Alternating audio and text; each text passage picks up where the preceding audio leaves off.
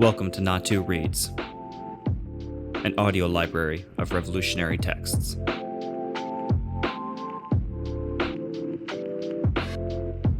Seven Interpretive Essays on Peruvian Reality by José Carlos Mariátegui. Essay 5, The Religious Factor.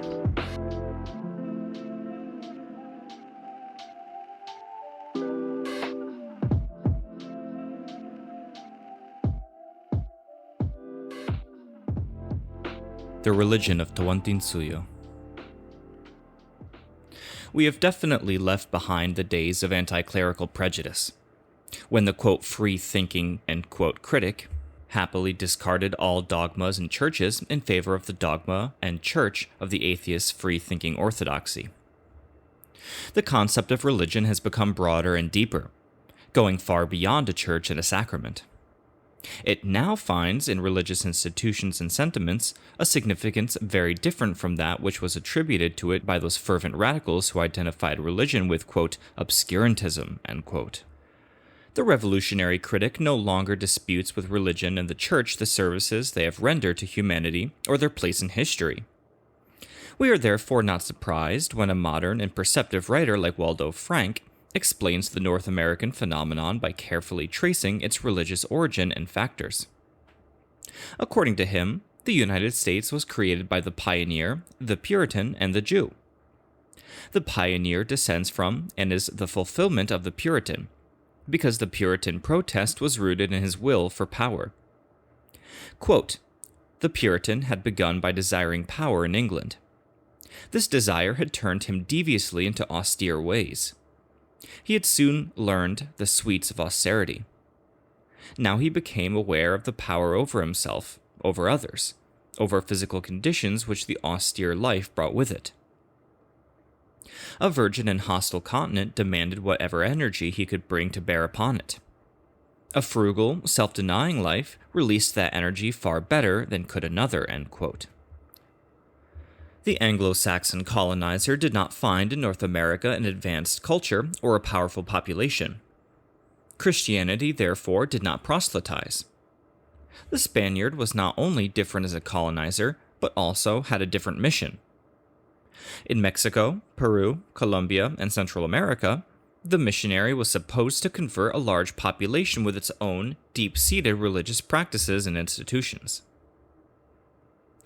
Because of this circumstance, the religious factor in these countries is more complex. The Catholic religion was superimposed on indigenous rites, only partially absorbing them. Any study of religious feeling in Spanish America, therefore, must begin with the cults found by the conquistadors. This is not an easy task. The chroniclers of the colonial period could only consider these concepts and practices as a group of barbaric superstitions. Their accounts distort and blur the image of native cults. One of the most unusual Mexican rituals, which shows that in Mexico the idea of transubstantiation was known and applied, was for the Spaniards simply a demonic artifice. But no matter how little agreement there is today about Peruvian mythology, available information enables us to place it in the religious evolution of humanity. The Inca religion lacked the spiritual power to resist conversion. Some historians deduce from philological and archaeological evidence that the Inca mythology was related to the Hindu. But their belief rests on similarities of form, not on really spiritual or religious similarities. The basic characteristics of the Inca religion are its collective theocracy and its materialism.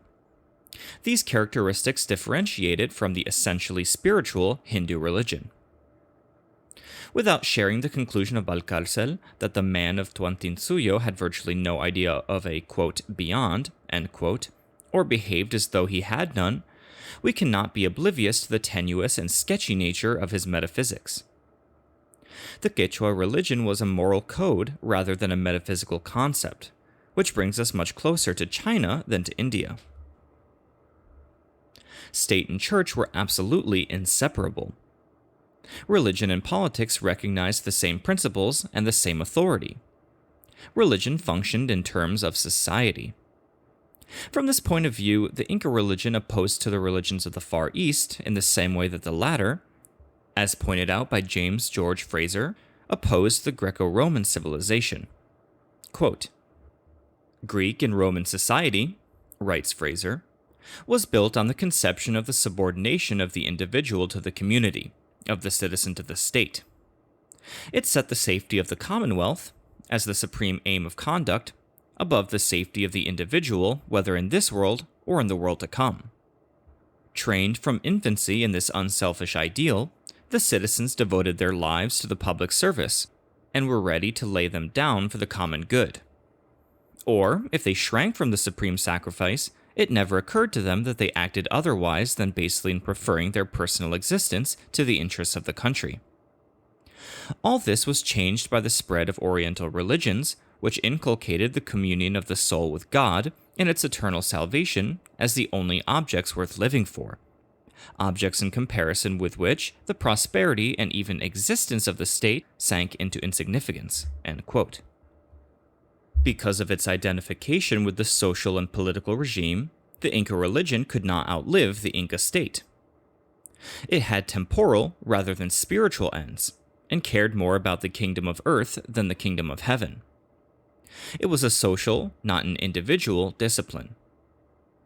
The blow that felled the pagan gods destroyed the theocracy.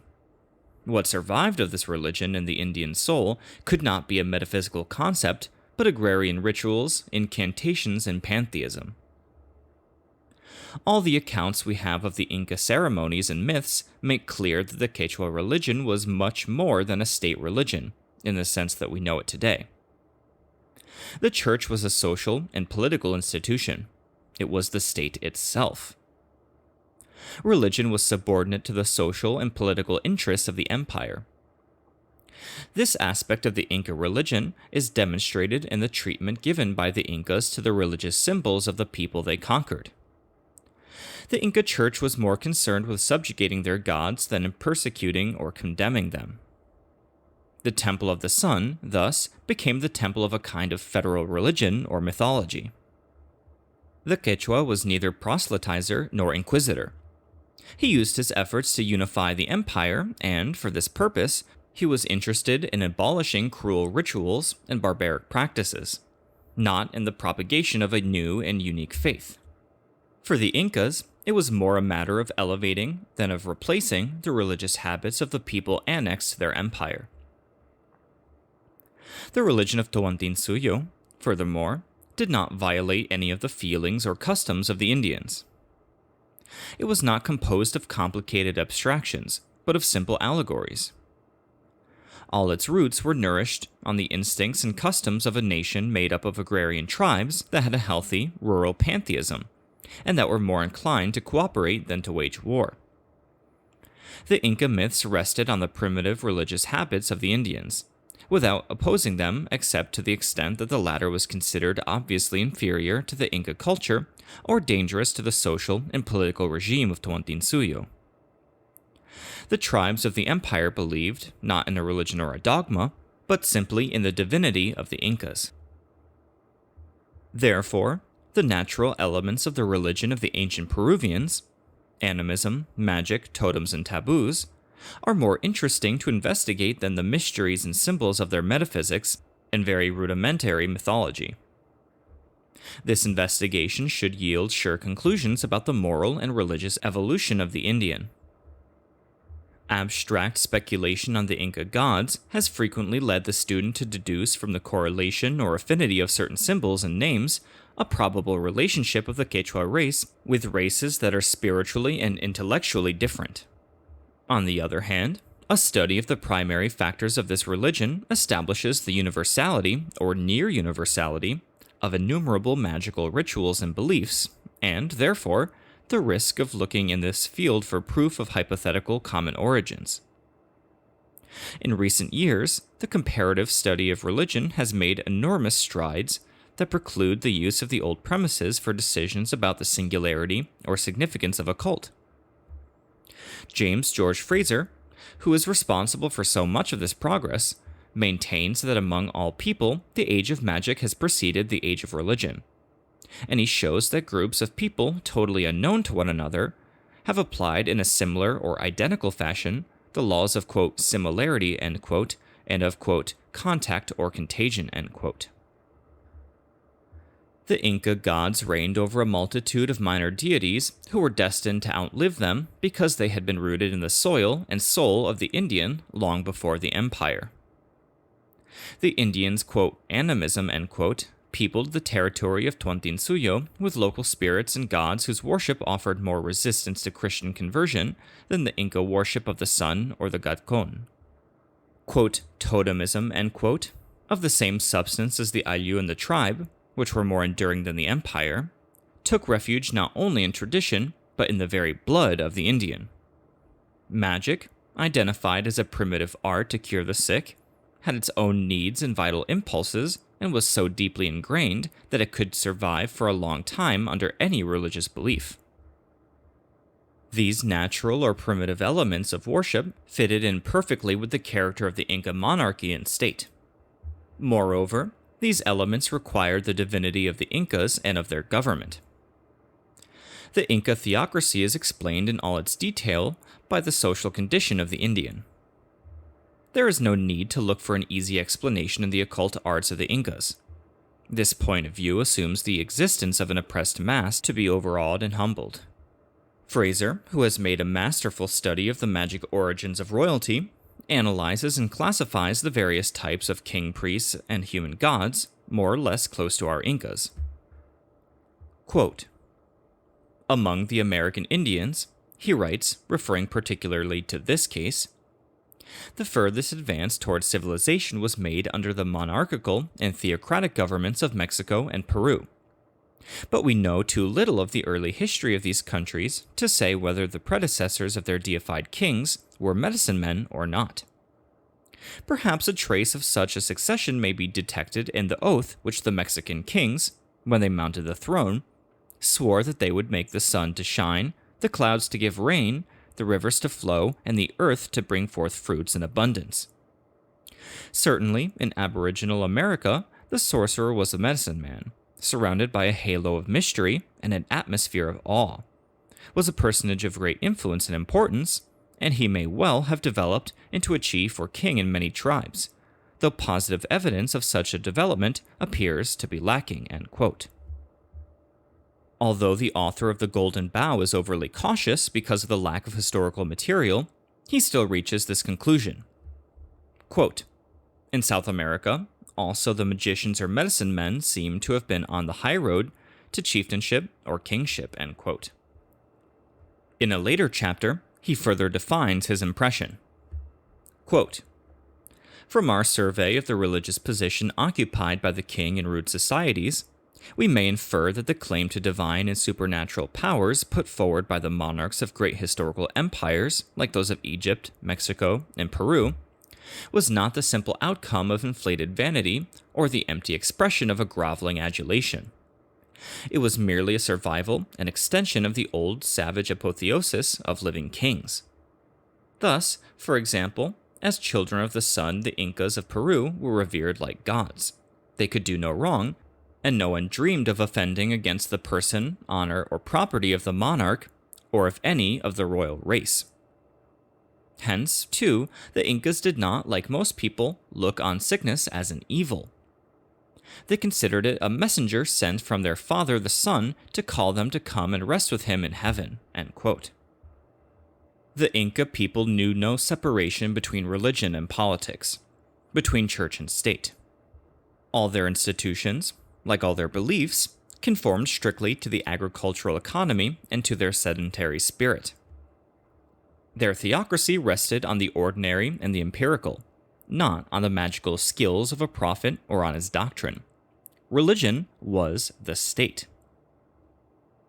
Vasconcelos, who tends to depreciate the native cultures of America, thinks that without a supreme law, they were condemned to disappear because of their innate inferiority. These cultures, no doubt, had not altogether emerged intellectually from the age of magic. We know that the Inca culture was the work of a race more gifted in artistic creation than in intellectual speculation. For that reason, it has left us a magnificent popular art, if no Rigveda or Zendavesta, which makes their social and political organization all the more remarkable. Religion, as only one aspect of this organization, could not survive it. The Catholic Conquest.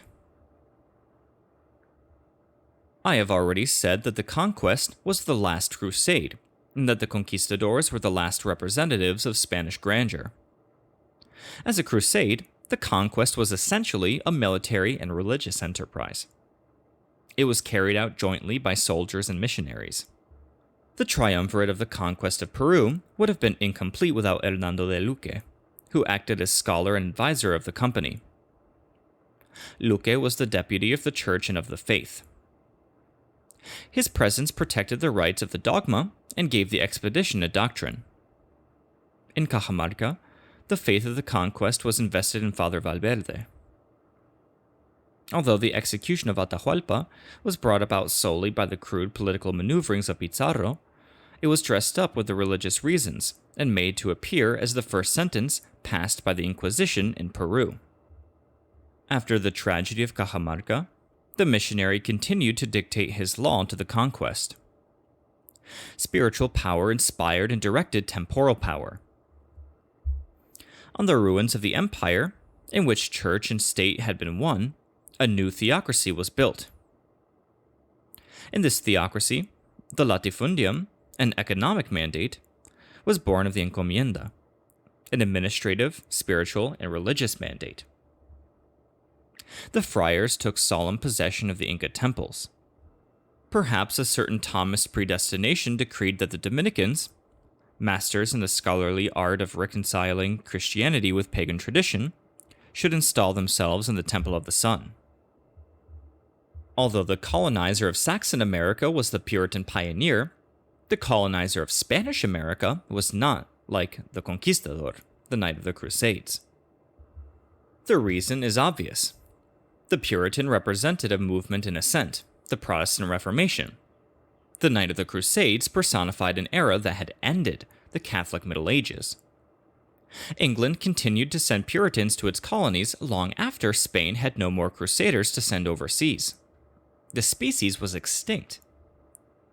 The spiritual energies of Spain, aroused precisely by its reaction against the Reformation, produced an extraordinary religious renaissance, destined to waste its magnificent potential in a reaffirmation of intransigent orthodoxy, the Counter-Reformation. Quote, "The true Spanish Reformation," end quote, writes Unamuno, quote, "was the mystic Reformation.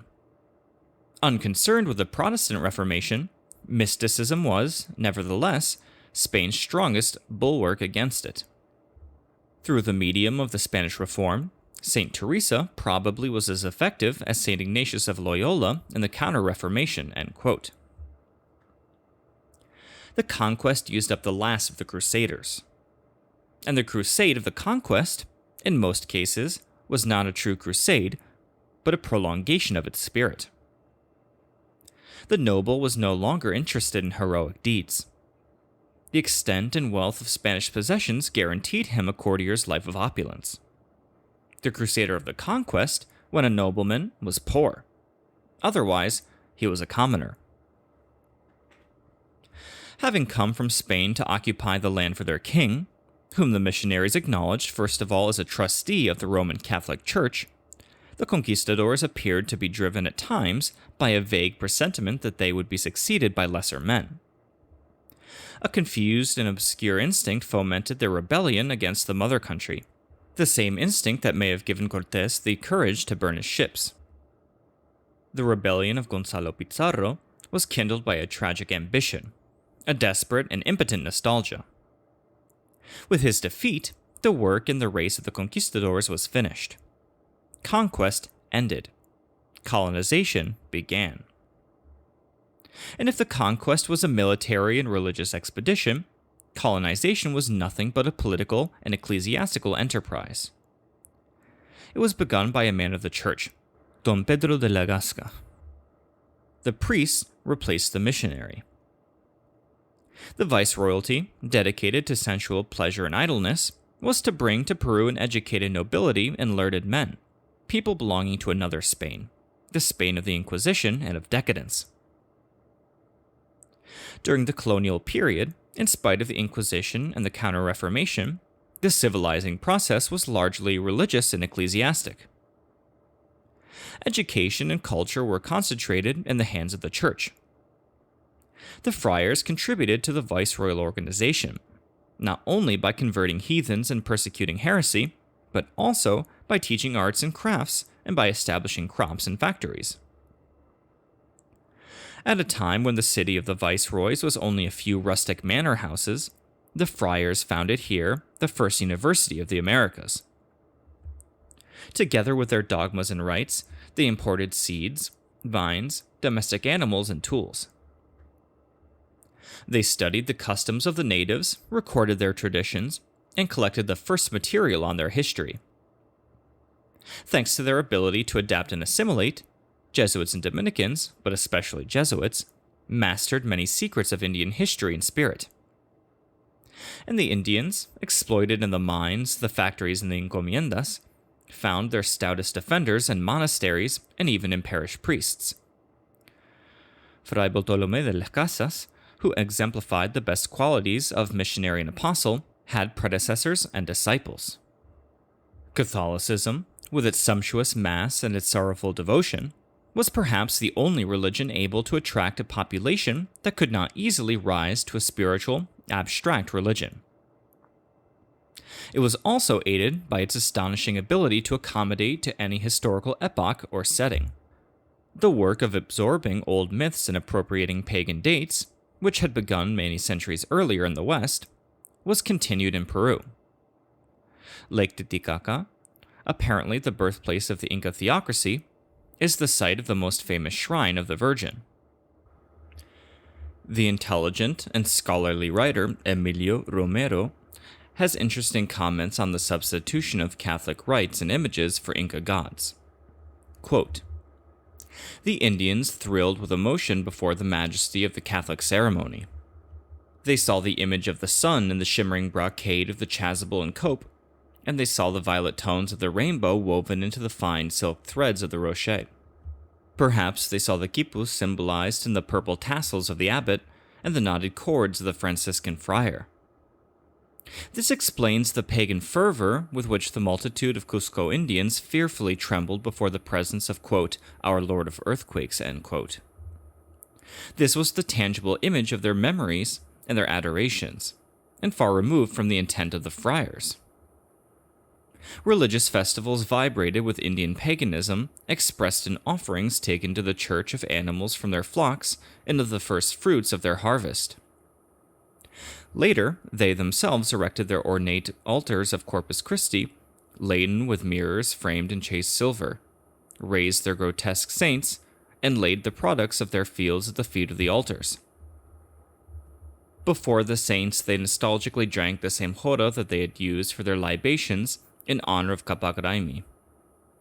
Finally, shrieking in prayer, which for the Spanish priests were cries of penitence, and for the Indians cries of terror, they danced the boisterous cachampas and the gymnastic cachuas before the fixed and glassy smile of the saints, end quote. The external trappings of Catholicism captivated the Indian, who accepted conversion and the catechism with the same ease and lack of comprehension. For a people who had never differentiated between the spiritual and temporal, political control incorporated ecclesiastical control. The missionaries did not instill a faith, they instilled a system of worship and a liturgy, wisely adapting them to Indian customs. Native paganism subsisted under Catholic worship. Catholicism did not reserve this method exclusively for the Tuantinsuyo. Historically, it has always taken on the coloring of the environment.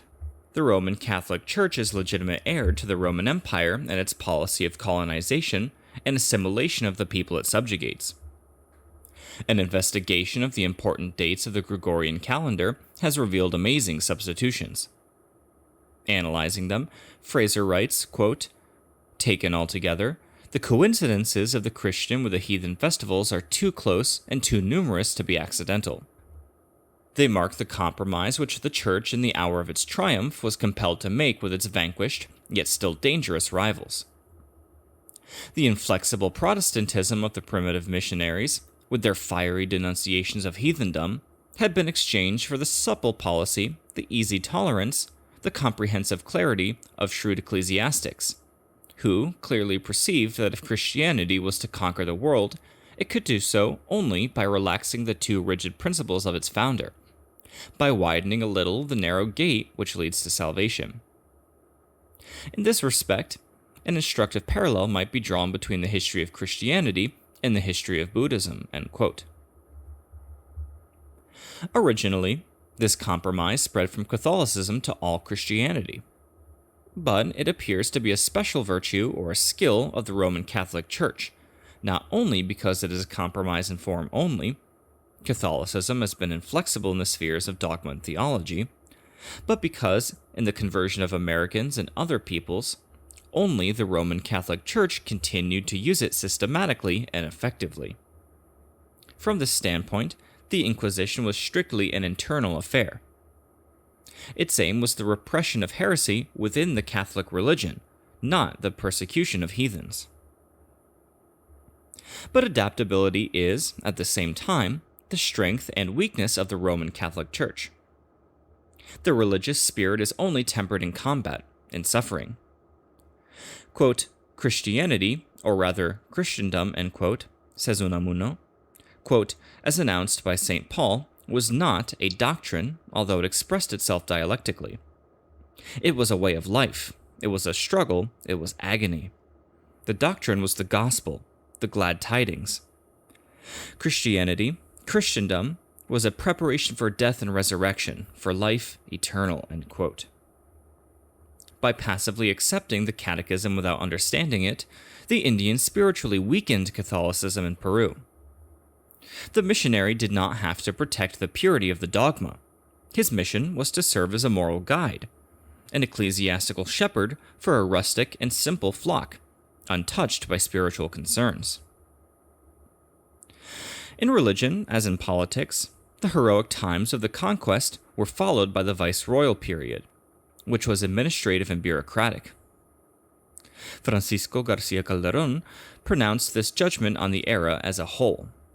Quote, "If the conquest was a mighty endeavor, the colonial period was a prolonged moral debilitation." End quote. The first stage, symbolized by the missionary, corresponds spiritually to the flowering of mysticism in Spain. Unamuno says that Spain used up on mysticism and the Counter-Reformation the spiritual energies that other nations expended on the Reformation. Unamuno defines Spanish mystics as follows, quote, "They reject science as futile and seek knowledge for pragmatic purpose, in order to love and work for and rejoice in God, not for the sake of knowledge alone. Whether or not they are aware of it, they are anti-intellectuals, and this distinguishes them from theologists like Eckhart. They favor voluntarism. What they look for is total and integral knowledge, a wisdom in which knowledge, feeling, and love unite and even merge as far as possible. We love truth because it is beautiful, and, according to Father Avila, because we love truth, we believe. Truth, goodness, and beauty blend and crystallize in this material wisdom. Mysticism naturally culminated in a woman, because a woman's mind is less analytical than man's, and her psychic powers are more closely attuned, or perhaps less differentiated." End quote. We know that in Spain, the spiritual blaze that kindled the Counter-Reformation also illuminated the soul of St. Teresa, St. Ignatius, and other great mystics. But it later died down and ended tragically in the flames of the Inquisition. In Spain, it flared up again in the struggle against heresy and the Reformation, and for a while it cast an incandescent glow. Here, with Catholic rites easily superimposed on the pagan sentiment of the Indians, Catholicism lost its moral force.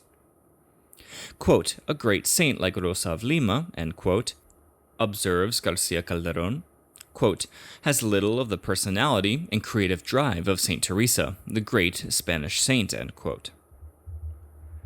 On the coast, and especially in Lima, another element arrived to sap the spiritual strength of Catholicism. The Negro slave brought to Catholic rites his fetishistic sensualism and his dark superstition. The Indian, a healthy pantheist and materialist, had reached the ethical level of a mighty theocracy. The Negro, on the other hand, exuded from every pore the primitivism of his African tribe. Javier Prado remarks, quote, "Among Negroes, the Christian religion was turned into a superstitious, immoral cult. Completely inebriated by heavy drinking and inflamed by the carnality and licentiousness typical of their race, first African, and then Criollo Negroes, would join the popular celebrations of devils and giants and Moors and Christians. Dancing with obscene movements and savage cries, they frequently would accompany religious processions to general applause." End quote. The clergy wasted most of its energies in internal quarrels or in the pursuit of heresy, as well as in constant and active rivalry with the representatives of temporal power. Professor Prado believes that even the apostolic fervor of Las Casas intensified this rivalry. But, at least in this case, ecclesiastic zeal served a noble and just cause that would not again find such stubborn defenders until long after the country's political independence. Although Spanish Catholicism was able to impose itself on Indian paganism thanks to the singular appeal of its ceremonial pomp and majesty, as a concept of life and a spiritual discipline, it was not qualified to create elements of work and wealth in its colonies. As I have observed in my essay on the Peruvian economy, this was the greatest weakness of Spanish colonization. But it would be arbitrary and exaggerated to assume from the entrenched medievalism that delayed Spain's evolution toward capitalism that Catholicism was solely responsible, when, in other Latin countries, it had been able to adjust intelligently to the principles of a capitalist economy.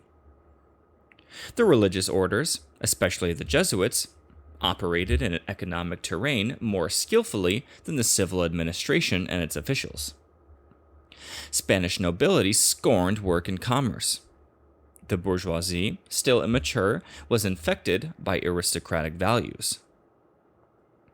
In general, the experience of the West furnishes concrete evidence of the close association of capitalism and Protestantism. Protestantism appears in history as the spiritual yeast of the capitalist process. The Protestant Reformation contained the essence, the seed of the liberal state. Protestantism as a religious movement and liberalism as a political trend were related to the development of the factors of a capitalist economy. Facts support this argument. Capitalism and industrialism have flourished nowhere else as they have in Protestant countries. The capitalist economy has reached its peak in England, the United States, and Germany. Within these countries, people of Catholic faith have instinctively clung to their rustic tastes and habits. Catholic Bavaria is also rural. No Catholic country has reached a high level of industrialization. France, which should not be judged by the cosmopolitan financial market of Paris or by the Comité des Forges, is more agricultural than industrial. Italy, although population pressure has propelled it along the road to industry and created the capitalist centers of Milan, Turin, and Genoa, maintains its agrarian tendency. Mussolini often eulogizes rural and provincial Italy, and in one of his most recent speeches, he condemns excessive urbanism and industrialism for holding back population growth. The country most steeped in the Catholic tradition, Spain, which expelled the Jew, presents the most backward and feeble capitalist structure. To make matters worse, its underdeveloped industry and finance have not been compensated for by a prosperous agriculture, perhaps because the Spanish nobleman clings to his preconceptions about aristocratic professions, whereas the Italian landholder has inherited a deep love of the soil from his Roman ancestors. In Spain, only a career in the church takes precedence over the choice between a military or a literary career. The first stage in the emancipation of the bourgeoisie is, according to Engels, the Protestant Reformation. Quote, Calvin's creed, end quote, writes the celebrated author of Anti-Düring, quote, was fitted for the boldest of the bourgeoisie of his time. His predestination doctrine was the religious expression of the fact that in the commercial world of competition, success or failure does depend not upon a man's activity or cleverness, but upon circumstances uncontrollable by him, end quote. The rebellion of the most advanced and ambitious middle class against Rome led to the institution of national churches, intended to avoid all conflict between temporal and spiritual, between church and state. Free inquiry contained the embryo of all principles of the bourgeois economy: free competition, free enterprise, etc. Individualism, essential to the development of a society based on these principles, was encouraged by Protestant ethics and practice. Marx has explained several aspects of the relations between Protestantism and capitalism, and he makes this particularly penetrating observation. Quote, the monetary system is essentially Catholic, the credit system essentially Protestant. It is faith that makes blessed. Faith in money value as the immanent spirit of commodities, faith in the prevailing mode of production and its predestined order, faith in the individual agents of production as mere personifications of self-expanding capital. But the credit system does not emancipate itself from the basis of the monetary system any more than Protestantism emancipates itself from the foundations of Catholicism, end quote. Not only the dialectics of historical materialism attest to the connection between the two great phenomena. Today, in an era of reaction, both intellectual and political, Ramiro de Maeztu, a Spanish writer, discusses his countrymen's lack of economic sense. He interprets the moral factors of North American capitalism in this way. Quote, North Americans owe their sense of power to Calvinism, which believes that God, from the beginning of time, has chosen some men for salvation and others for everlasting damnation.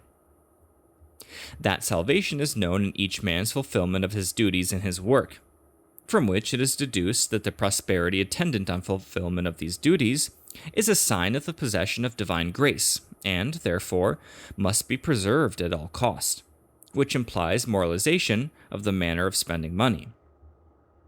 This theological doctrine is now only history. The people of the United States continue to progress, but like a stone hurled by an arm that no longer exists to renew the projectile's force after it has spent its momentum, end quote. Neo-scholastics insist on disputing or minimizing the influence of the Reformation on capitalist development, claiming that Thomism already had laid down the principles of bourgeois economics. Sorel has acknowledged the services rendered to Western civilization by St. Thomas and his realistic approach to the dogma of science. He has especially stressed the Thomist concept that, quote, human law cannot change the legal nature of things, which is derived from their economic content, end quote. But if St. Thomas brought Catholicism to this level of understanding economics, the Reformation forged the moral weapons of the bourgeois revolution, opening the way to capitalism. The neo-scholastic concept can be easily explained. Neo-Thomism is bourgeois, but not capitalist. Just as socialism is not the same thing as the proletariat, capitalism is not the same thing as the bourgeoisie. Capitalism is the order, the civilization, the spirit born of the bourgeoisie, which existed long before and only later gave its name to an entire historical era. During his period of pragmatism, Papini declared that religion could choose one of two roads: to possess or to renounce. From the outset, Protestantism firmly chose the first. Waldo Frank correctly points to the will to power in the mystic drive of Puritanism. He tells us how, quote, the discipline of the church became a means of marshaling men against the material difficulties of unsubdued America. How the denial of the senses released greater energy for the hunt of power and wealth, and how the senses, mortified by ascetic precepts, which so well fitted the crude conditions of the country, had their revenge in an unleashed search for riches, end quote. Under these religious principles, the North American University provided youth with a culture, quote, all of whose meanings ran with the same sense of the sanctity of property and the morality of, quote, success, end quote. Catholicism, on the other hand, straddled the two possibilities of possession and renunciation. Its will to power was expressed in military expeditions, and above all, in politics. It did not inspire any great economic venture. Spanish America, furthermore, did not offer to Catholicism an atmosphere conducive to asceticism. Instead of mortification, the senses found only pleasure, indolence, and self-indulgence on this continent. Bringing the gospel to Spanish America must not be judged as a religious undertaking, but as the ecclesiastic enterprise it has been almost since the beginning of Christianity.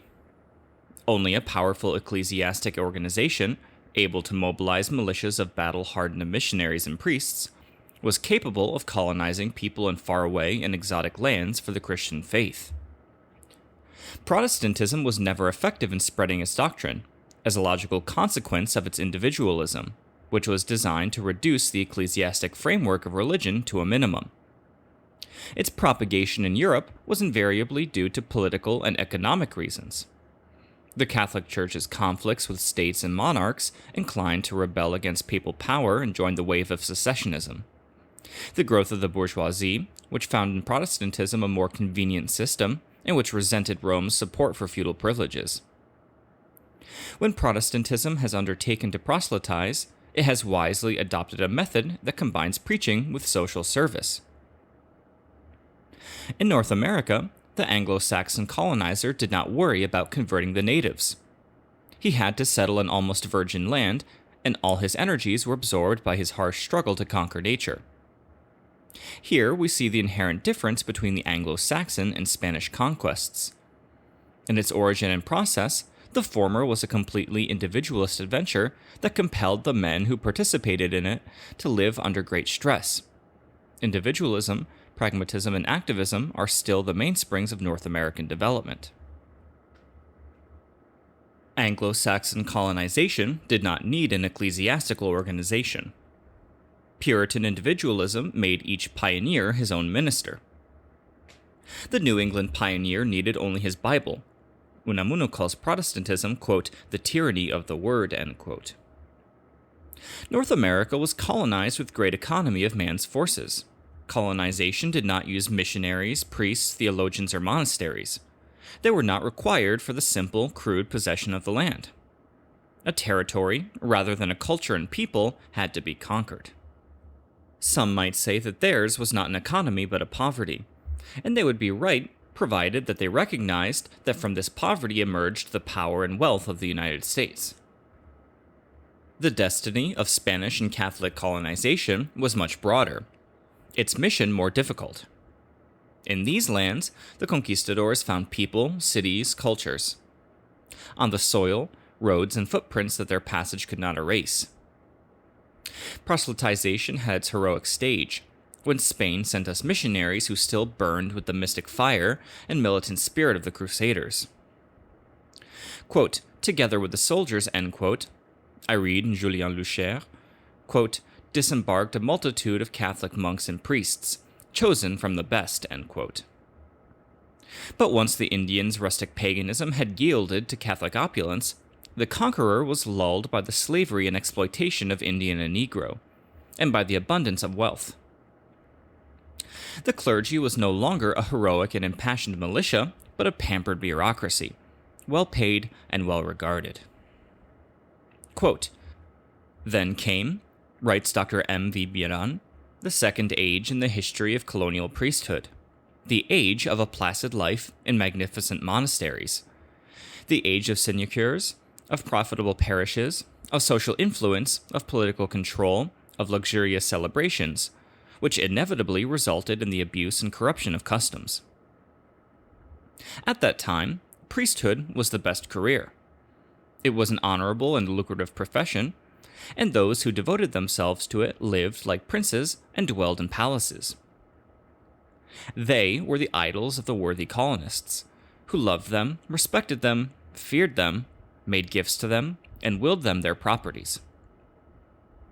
The monasteries were large, and there was room for all. Bishopries and other high church offices, canonries, curacies, chaplaincies, university chairs, private chapels, benefices of every kind abounded. The inhabitants were fervently pious, and they lavishly provided for the upkeep of the ministers of the altar.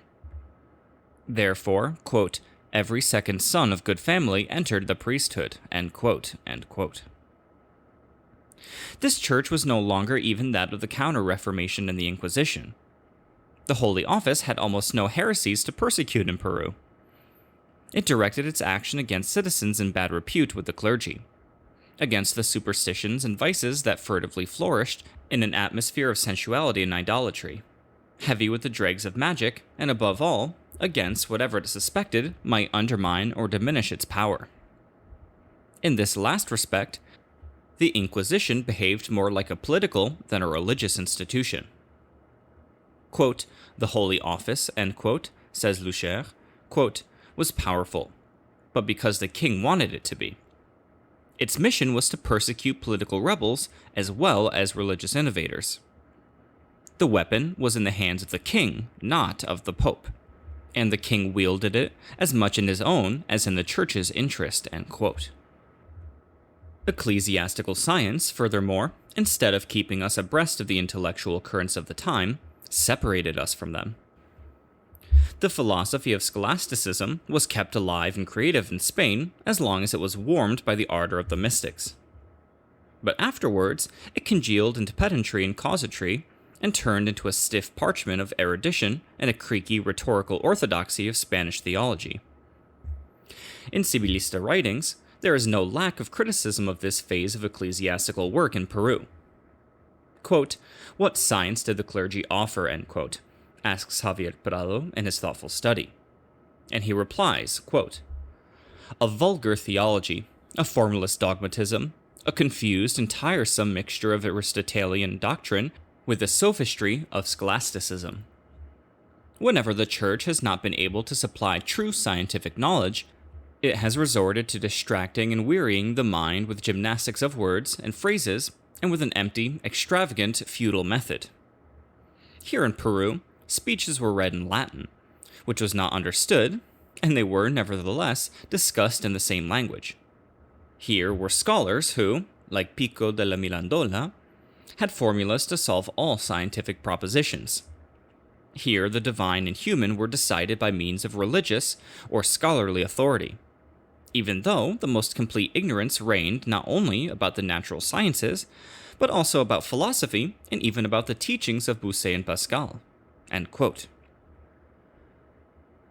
The struggle for independence, which opened a new road and promised a new dawn to the best spirits, revealed that religion, in the sense of mysticism and passion, was still to be found in a few Criollo and Indian priests, who in Peru, as in Mexico, furnished the liberal revolution with some of its first champions and great orators. Independence and the Church. The War of Independence did not touch ecclesiastical privileges any more than it did feudal privileges. The upper clergy, conservative and traditional, was naturally loyal to the king and mother country. But like the landed aristocracy, it accepted the republic as soon as it realized that the latter was impotent against colonial structure. The revolution in Spanish America was conducted by romantic and Napoleonic caudillos, and given its theories by dogmatic and formalist orators. Although it was nourished on the principles and sentiments of the French Revolution, it neither inherited nor experienced the religious problem of France. In France, as in other countries that did not undergo the Reformation, the bourgeois and liberal revolution could not be accomplished without Jacobinism and anti-clericalism. The battle against feudalism in these countries encountered an uneasy alliance between the Catholic Church and the feudal system, as much because of the conservative influence of its high officials as because of its doctrinal and emotional resistance to everything it saw in liberal thought of Protestant individualism and nationalism. The Church foolishly bound up its fate with that of monarchical and aristocratic reaction. But in Spanish America, especially in the countries where the revolution spent a long time in its political formation, independence and the Republic, the continuation of feudal privileges was accompanied, logically, by the continuation of ecclesiastical privileges. For this reason, when Mexico attacked the former in its revolution, it immediately found itself in conflict with the latter. In Mexico, because a large part of the property was in the hands of the church, ecclesiastical privileges were not only politically but materially identified with feudal privileges. Peru had a liberal and patriotic clergy from the first days of the revolution. In a few isolated cases, civil liberalism was inflexibly Jacobin, and, in even fewer cases, anti-religious. Most of our liberals came from the Masonic lodges that were so active in preparing for independence, so they almost all professed the deism that made Freemasonry in these Latin countries a kind of spiritual and political substitute for the Reformation. In France itself, the revolution maintained good relations with Christianity, even during the Jacobin period. Hollard wisely observes that in France, the anti-religious or anti-Christian movement arose from circumstantial rather than doctrinal causes. Quote, "Of all the events," end quote, he says, quote, "that wrought the frame of mind which resulted in the attempt to dethrone Christianity, the insurrection of La Vendée, by its clerical form, was the chief, the most influential." I might also say that without La Vendée, there would have been no worship of reason, end quote. Hollard refers to the deism of Robespierre, who argued that, quote, "atheism is aristocratic," end quote, whereas, quote, "the idea of a great being who watches over oppressed innocents and punishes triumphant crime is entirely democratic," end quote. The worship of the goddess Reason only kept its vital impulse as long as it was a cult of the fatherland threatened and plotted against by foreign reaction, with the approval of papal power. Moreover, quote, "the cult of reason," end quote, Hollard added, quote, "was almost always deist and not materialist or atheist," end quote. The French Revolution resulted in separation of church and state. And later, Napoleon used the Concordat to subordinate the church to the state. But the Restoration periods jeopardized his work by renewing the conflict between clergy and laymen, in which Lucien Romier claims to see a resume of the history of the Republic. Romier starts out from the premise that feudalism was already conquered when the Revolution broke out. Under the monarchy, according to Romier, and here he is joined by all reactionary writers, the bourgeoisie had already assumed control. Victory over the nobility was already achieved. The kings had put feudalism to death. An aristocracy remained which had no force of its own, and which owed all its privileges and titles to the central authority. It was a body of gallooned officials with more or less hereditary functions, the fragile remains of a power that was toppled by the First Republican wave. After easily carrying out this destruction, the Republic had only to maintain an accomplished fact without exerting any particular effort. On the other hand, the monarchy had failed with the church. In spite of the secular domestication of the higher church officials, in spite of a conflict with the curia that was revived with every reign, in spite of many threats of rupture, the struggle against Roman authority had not given the state any more control over religion than in the times of Philip the Handsome. Therefore, it is against the church and the ultramontane clergy that the Republic directed its main activities for a century. The situation was very different in the Spanish colonies of South America. In Peru in particular, the revolution found feudalism intact. The clashes between civil and ecclesiastical power had no doctrinal basis. They reflected a domestic quarrel, a latent power struggle typical of countries where colonization felt it had a religious mission and where spiritual authority tended to prevail over temporal. From the outset, the Republican Constitution proclaimed Catholicism as the national religion. Locked within Spanish tradition, these countries lacked the elements of a Protestant Reformation. The worship of reason would have been still more alien to a people who engaged in little intellectual activity or philosophical speculation. The reasons for a secular state that existed in other historical latitudes did not exist in Peru. Nurtured on Spanish Catholicism, the Peruvian state was bound to be semi-feudal and Catholic. The Republic continued the policy of Spain in this as in other spheres. Garcia Calderón says, quote, "By means of religious foundations, the tithing system, and ecclesiastical benefices, a civil constitution was established for the Church, following the French example. In this sense, the revolution was traditionalist. From the time of the first absolute monarchs, the Spanish kings had the right to intervene and protect the Church. In their hands, the defense of Catholicism turned into a civil and legislative action. The Church was a social force, but the weakness of its hierarchy impaired its political ambitions. It could not, as in England, enter into a constitutional agreement and freely define its frontiers. The king protected the Inquisition and was more Catholic than the Pope. In his role as guardian, he prevented conflicts and he proved to be sovereign and unique." End quote. In this statement, Garcia Calderón points out the basic contradiction existing within Latin American countries that have not separated church and state. If its Catholicism is alive and active, the Catholic state cannot practice a secular policy, which, taken to its logical conclusion, would end in a theocracy. From this point of view, the thought of ultramontane conservatives like Garcia Moreno appears to be more consistent than that of the moderate liberals who are determined to reconcile the state's official Catholicism with a liberal and national secular policy.